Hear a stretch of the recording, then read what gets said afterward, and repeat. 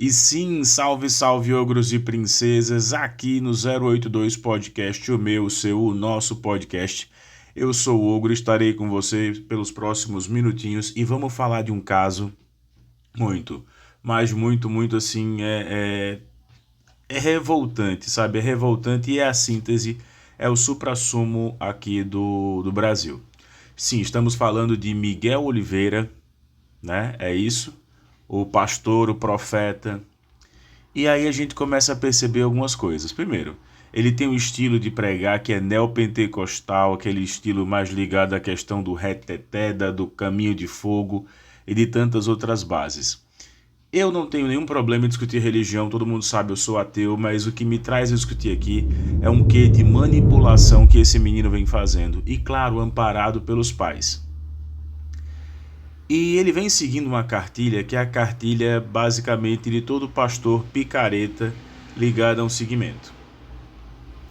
Ele fala em línguas estranhas e consegue, né? The King, the Power, isso é nítido.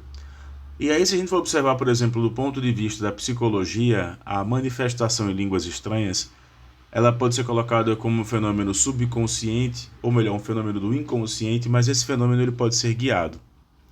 Pode prestar atenção que eles buscam palavras diretamente do aramaico, do hebraico, do inglês, do alemão e tentam misturar palavras ou pedaços de palavras, mas semanticamente, linguisticamente, gramaticalmente não é uma palavra, certo? E, claro, me perdoe se eu estou chateado aqui, porque esse moleque ele vem questionando muito uma coisa que é normal do povo, que é a fé.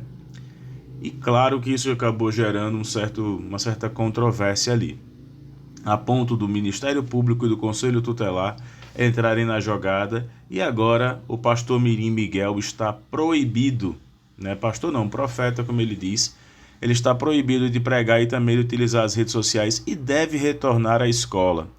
Isso é um fato que a gente tem que observar com uma certa clareza. Eu falo também enquanto professor.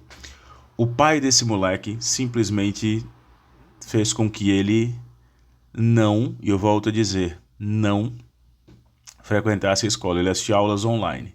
Mas ele cobrava 3.000 para poder ir numa igreja, dizer que rasgava o câncer, que curava a leucemia, que filtrava o sangue.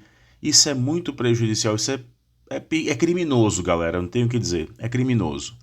Mas claro, aos olhos de muitas pessoas que estão aqui comentando, o Miguel, ele precisa muito mais de ajuda. E eu aqui já vou cravar uma, tá? 082 Podcast cravando. O profeta Miguel não foi ameaçado coisa nenhuma. Isso é uma estratégia para poder fazer lá o tal do apelo à piedade.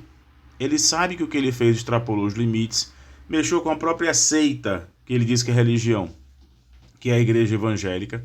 Esse moleque não tem nada de religião, então o que é que faz? Vamos dar uma esfriada um pouquinho nos panos e vamos apelar para a piedade até dos que não gostam dele, dizendo que ele está sendo perseguido.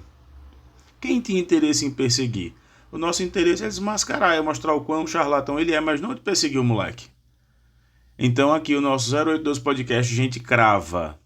O profeta Miguel, o Miguel Oliveira, né? Ele não está sendo perseguido coisa alguma. Isso é uma estratégia dos pais de alguns advogados e algumas pessoas para blindá-lo e inclusive para que se tire o foco de que ele tinha se apresentado como uma pessoa que curava. Ele chegou inclusive a cometer uma heresia e blasfêmia. Ele cravava direto, dizendo que o Senhor é meu pastor. O Senhor nada, tem que ter pastor na terra. Falas do próprio profeta.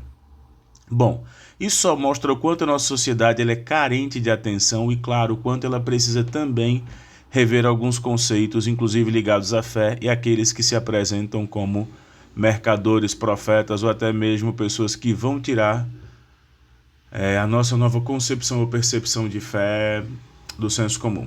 Eu sou o Ogro, se você gostou, comenta, curte, compartilha e, claro, segue a gente nas redes sociais. Até mais, galera!